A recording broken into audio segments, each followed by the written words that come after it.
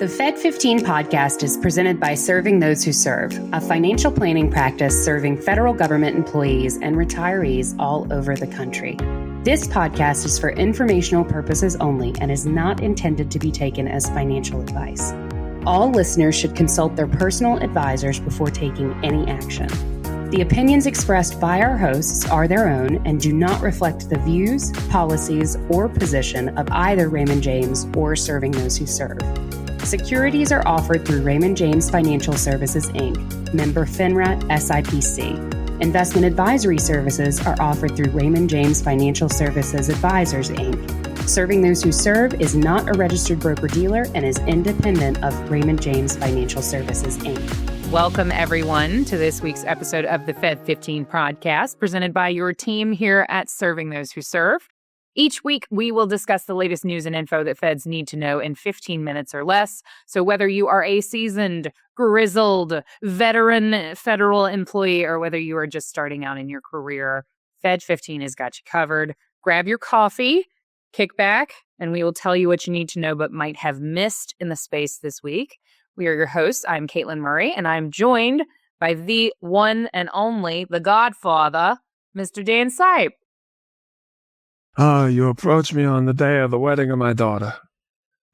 My favorite spoof of that is from Zootopia with the little rat guy. Oh, I love him. Yeah, yes. Oh, have you seen Zootopia too? I haven't. I have Will not. not disappoint. Will not Excellent. disappoint. Yeah. No, Excellent. big fan. Mr. Big. Absolutely. Very cool. Well, we have an exciting episode for you guys this week. Dan is going to be talking to us in just a little bit on closing the retirement gap after 50. So we make a big deal here at Serving Those Who Serve. Our content is for everyone, quite literally, folks who are in their 20s, who have just landed their first real serious job and they're getting started saving and they want to get started on the right foot, all the way up to folks who are in their 80s and 90s who are managing cash flows and trying to figure out, how to make their savings last and how to live well in retirement. But one of our favorite groups of clients to help are folks who are kind of in the 50s because, you know some things, you've been around the block a couple times, and we're really kind of hitting that runway to retirement where it's really, really important for you to do some things, but you're not real right close up on it where you've only got a year or two. In the 50s, it's kind of a sweet spot because you've got some time to let some of the impact of what you're doing compound. So Dan's going to talk to us about that. And then I'm going to talk a little bit later about income assets and college financial aid impacts. We're not going to get real heavy into the weeds, so don't get scared, but we are going to talk some of the do's and don'ts of tuition planning. But before we get there, let's talk about you instead of those kids, and let's talk about your retirement. So Dan, how can we close that gap after 50? Absolutely. Now, the first thing is to recognize that literally to recognize that there is a gap. Okay. Folks, I get it. I live in the real world. Okay. You move through cycles of your life. And when you're raising kids eat money. They just do. And you can find yourself over the age of 50 going, wow, 60 is way closer than I thought it was going to be. What can I do? Well, first thing I want to drop in, and this is actually not in the article. This is one of the ones you get just by tuning in here. You need to live in the gap. You need to live in the game. You need to live in the gain, not the gap. Okay, so if this is where you want to be, this is where you are. And you move up to here, there's still a big gap here. And if you're always focused on that gap, you never appreciate the progress that you've made. So the goal is not perfection. The goal is to start increasing savings. And the catch-up after 50 relies on a couple of levers: contributions, taxes, spending. So we're now working on combining higher savings, intentional tax management, and also the possibility of some redirected cash flow that can really help you. First thing is to define your gap number. And this is a homework assignment. Yes, I'm giving out homework. So start to estimate what you think your retirement spending will be. And I'm going to tell you an important tip here. Don't cut it down too far. Because I've been doing this nearly 40 years and I haven't met anybody that was setting a goal of having a substantially lower standard of living in retirement. So you might want to start awful darn close to your cash flow right now. subtract what your first pension will be, subtract your Social Security estimate. The remaining gap is what your brute amount of savings will need to turn into income to replace. Okay? We don't need to be super precise here. Don't overanalyze. Just get to that big number. Now we're going to talk about adding some easy wins to get you there. I certainly hope that I'm not talking to anybody over 50 that is still not contributing enough to get the full match. But if I am, that's number one. Make sure you're contributing up to the match. Then get in the habit of adding an increase every single year and add another one if you get a raise or a promotion. So every single year. So for example, the 2026 limits, the standard TSP amount is $24,500. And then there are two different catch-ups that start after 50.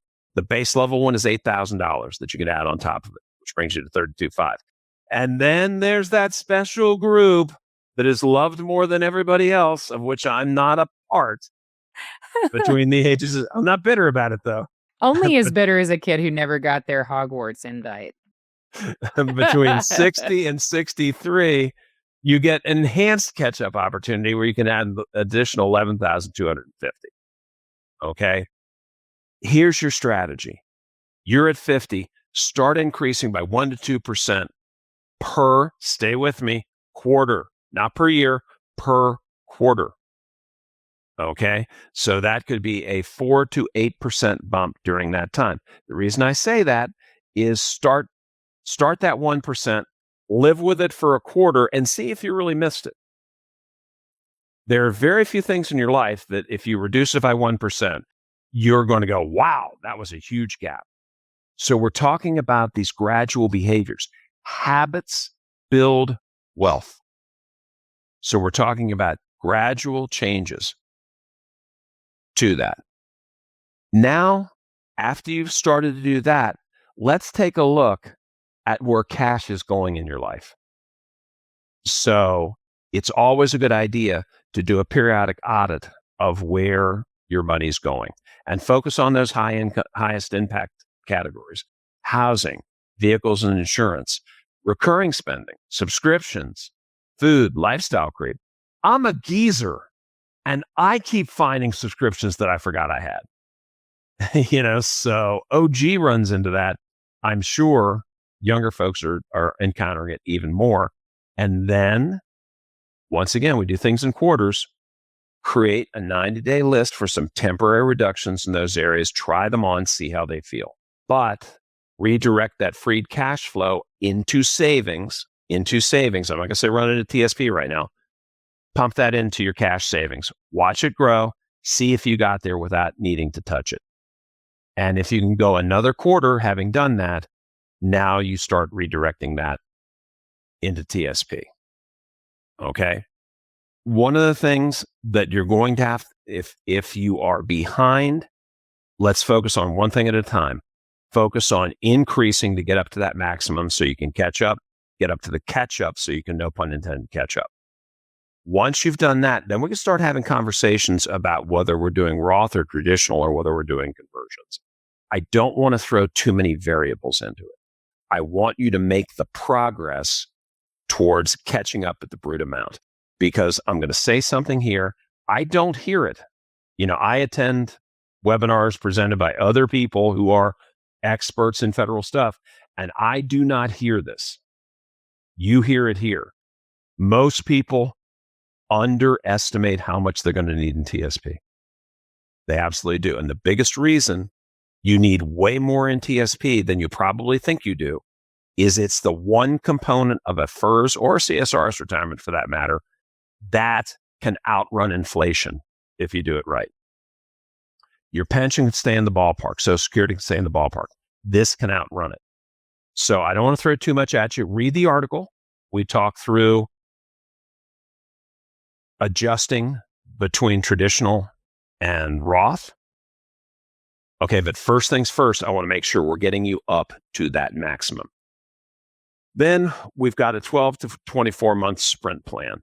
Okay, so set a measurable target for monthly savings increase or annual savings increase into TSP, and then structure it. Schedule your contribution increases over that 12 to 24 month period. Use a timeline that you can focus on and measure so that you've completed a year of doing it. You have no idea how much better you'll feel at the end of that year. Or better yet, commit to doing it for 2 years. By that time, it is so ingrained in habit where you've been ratcheting this up and you've been increasing your savings that it's going to be part of who you are. It will feel strange not to do that. So, a couple of common mistakes to wrap this up. Don't wait for a better year to start. The best year to start is now, and it always will be. Okay? Avoid jerking the wheel. If cash flow starts to feel tight, don't run right in and change your TSP contributions. I would be careful about jumping right in and doing Roth conversions because they can trigger some tax surprises for you, especially if you do a Roth conversion in a specific quarter and you do not have enough withholding from your paycheck, you have to make a quarterly tax payment on that. You don't want to be surprised by that. Your success will depend on consistency, not perfection. So let's go back to the gap and the gain. If you move to here, celebrate that. Don't worry about how much is left. Yeah. I mean, it's like any other huge, meaningful change in your life. Like if you're trying to improve your health or lose weight, happens for some of us, you don't want to focus on how much further you have to go. Any path that you've walked. I mean, if, we're getting ready to talk about college, right? A kid who's going to college who's like, oh man, I got to be here for 4 years, in some cases 5 years. Like if you're focused on that gap from a psychological standpoint, it really challenges your ability to get there. And even bigger, it challenges your quality of life while you are getting there.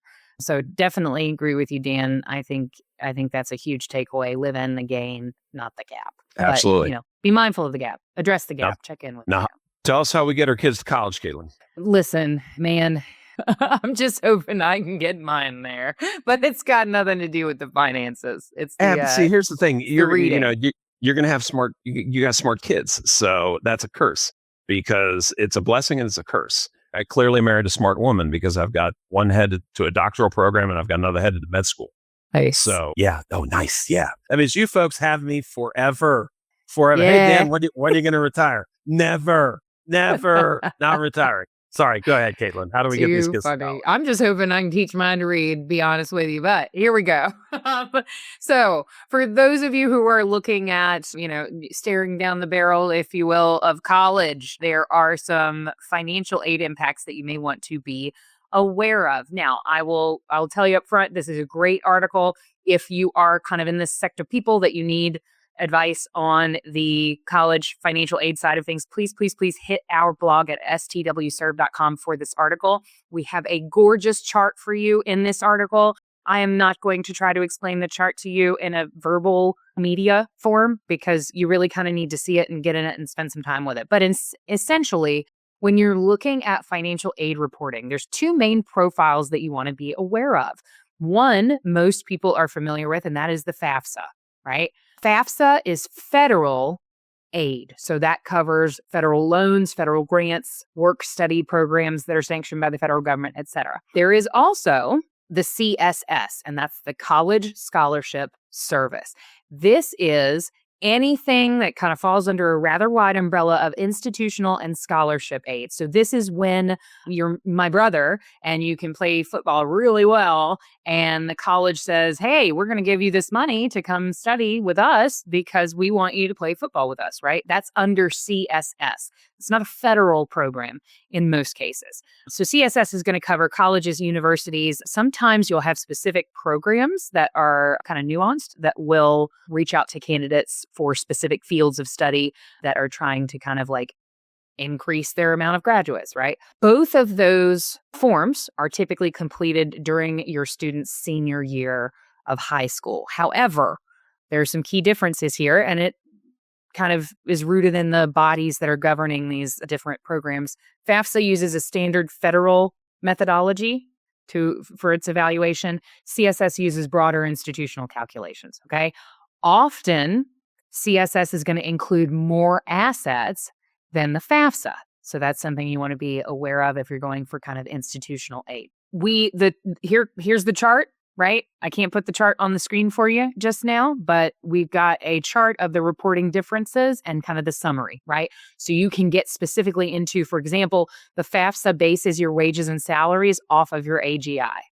The CSS is going to base it off of your AGI and your projected income. Projected income is income you don't have yet. So that's interesting, right? There's some spice in there for you. Another big one for our feds, TSP account balances, the FAFSA is not going to include that. The CSS is going to include that. So big thing there, all right? And 529s are treated differently. Retirement account balances outside of the TSP are treated differently.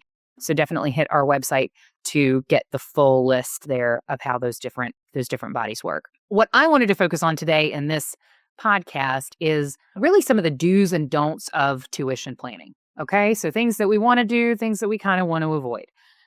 What you want to do is, if at all possible, and now if your student is 18 at this point and you're hearing this podcast episode today, I'm so sorry. But if your student is 5 or 6 or 7 or 8 or 9 or 10, start saving early. Start before college is ever even an option. I love my kids, but I am really believing in my son by saving to his college fund right now. Because right now, like I said, we're working on reading. But at some point, just like if you plant a tree, it's going to grow. Just like we talk about retirement savings all the time, right? Right now, retirement may be some glittering city that is just a speck in the distance for you. It will be here sooner than you know it. I feel like I was in college just the other day, and I do have a good skincare routine, but I'm not that young. And it feels like it was literally yesterday. I'm sure, Dan, for you, it feels like, it was just a week ago, right? I mean... Oh, you mean when I studied with Aristotle? Oh, yeah, yes. Yeah. The cave really threw you for a loop there with old Plato, but you got it eventually. But seriously, it will be here sooner than you know. It's really important to save early. The earlier you start saving, the fewer dollars per month you actually have to put away. Okay? So do not leave this. If you've got kids, by the way, I'm not just talking about college. We love trade school. We love folks learning trades. You can use a 529 plan for trade school as well. Okay? So start early. Another thing you want to do, you want to estimate the full education cost. Here's the thing, that tuition, it's like half the bill. You got room, you got board, you got books, you got fees, you got technology fees, you got inflation. There's all kinds of stuff, okay? So estimate the full education cost. You can find that by doing some research online. Oftentimes, the university websites will give you some really good figures as well. Another do here, you want to understand how income timing affects your aid calculations. So if you are planning on retiring a little bit on the earlier side and you're planning on taking tons of money out immediately, we should talk about that, maybe. But if you've built the structure for that, you may want to think about how that impacts college funding, because it could, all right? And then the other do that I will just add here personally is you want to look at all of the options that are available to you. If you are military or former military, or if you are receiving like VA benefits, depending on where your rating's at, your state may have a program that allows you to offset some of the costs of university. So be aware of that and use those resources. Often those state programs will really help you out. The other thing that I'll add is you want to make sure that you're setting your goal appropriately. Just like in retirement, you want to have a number of what you want to spend per month, and you want to kind of plan around that number. With college, you want to do the same thing. A lot of folks that I meet and I talk with, they want to do 4 years of private out-of-state tuition for their kids. And that is awesome. That is very cool. My goal is 4 years of public in-state. Now, does that mean that you can go out of state? Sure. And you will get the amount of money for public in-state tuition. You can bridge the gap with loans. You can bridge the gap with scholarships. But kind of talk with your partner and talk with your kids, depending on how old they are, and set that goal of, here's what we're going to fully fund. Whether you're going to 50% fund it, whether you're going to fully fund it, whether it's going to be in-state, out-of-state, private, public, all of those are decisions that, in my opinion, you should make upfront, okay? Here are some don'ts. So these are the things we want to try to avoid. Don't wait until the last minute to complete the FAFSA or the CSS. In some cases, teach your kids, but know your kids. Okay? You might have to force them to do the FAFSA. It's okay. Their brain hasn't finished growing. It doesn't finish till 25. Crazy that we send them to college with an undeveloped brain. But you may have to drag them kicking and screaming into completing the FAFSA and do it, please, because you don't want to be last minute completing that thing. You don't really want to reduce your retirement contributions to fund college savings, because here's the thing. If you pose the question to your kids, do you want me to fully pay for college and then me live in your basement? Or do you want me to make sure that I'm good and then help you out as best I can? They're probably going to pick the second option. So you want to try to put yourself, by saving early, in a position where you don't have to reduce your retirement contributions. If you are in a situation where you're looking at reducing your retirement contributions, reevaluate your college funding goal. There is nothing that says your kids couldn't take loans for a portion of their college expenses, and then you gift them money to pay those loans off early. Okay? There are other ways.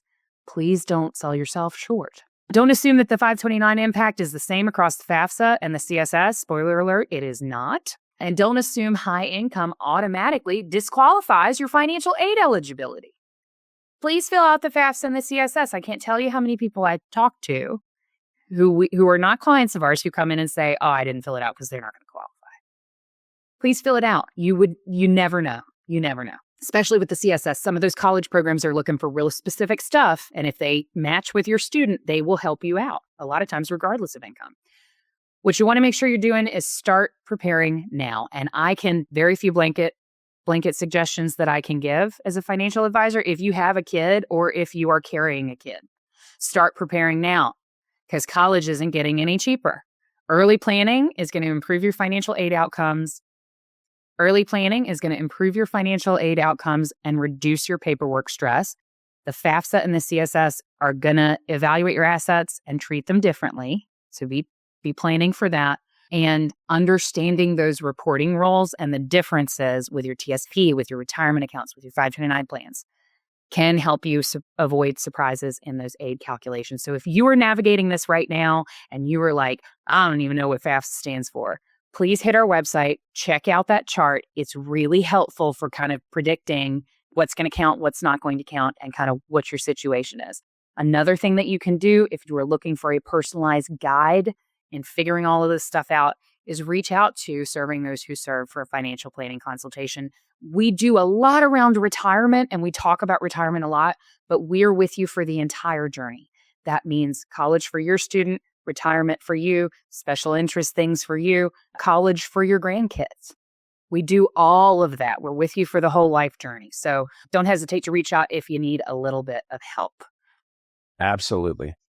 And as much as I hate to say this, that's all the time we have for today. No, but we will be back next week to bring you the latest updates you need to make informed decisions about your career and financial well-being as a Fed. Absolutely. And to make sure that you're here for that episode, we're doing a little bit better on our analytics. I'll say that. I checked it the other day. Only 74% of folks who are watching our video are not subscribed. So that means that 4% of you guys actually listen to me when I say, please subscribe to this podcast on our YouTube and our Spotify if you're listening there, so that you never miss an episode. And please, please, please do share it with your friends and colleagues. If you've got somebody who's going through that college planning hurdle, please send them this episode. Absolutely. And for more information on these topics and way more, check out our blog at the website, STWS.com, and also subscribe to our newsletter, The Weekly Serving, and we'll ship the best stuff to you every single week. You don't even have to go look. And for those who want to dive even deeper into learning about your federal benefits and financial planning for feds, we encourage you to join us for one of our complimentary webinars. We have some really good ones coming up here in June. We have financial planning, one of my favorites. I'm going to be presenting that one with Dan hosting with me from 11 a.m. to 2 p.m. EST. And then we have our popular survivor benefits series that is on June 4th, and that'll be from 1 p.m. to 4 p.m. Ed Zerndorfer will be presenting that with our wonderful Jen Meyer, friend of the podcast, co-host of the podcast. Special guest Jen Meyer will be hosting that session. Survivor benefits is a great session, often somewhat overlooked, but the folks who attend survivor benefits get so much value out of it because it's all about the decisions that you need to make around that retirement pivot to protect those that are closest to you. So really would encourage you to look at that one. Absolutely. And we are here anytime you need us, hit us up at meetings@stwserve.com. So Closing out, thanks for listening to Fed15. I'm Dan Sipe. And I'm Katelyn Murray. And we will see you next week.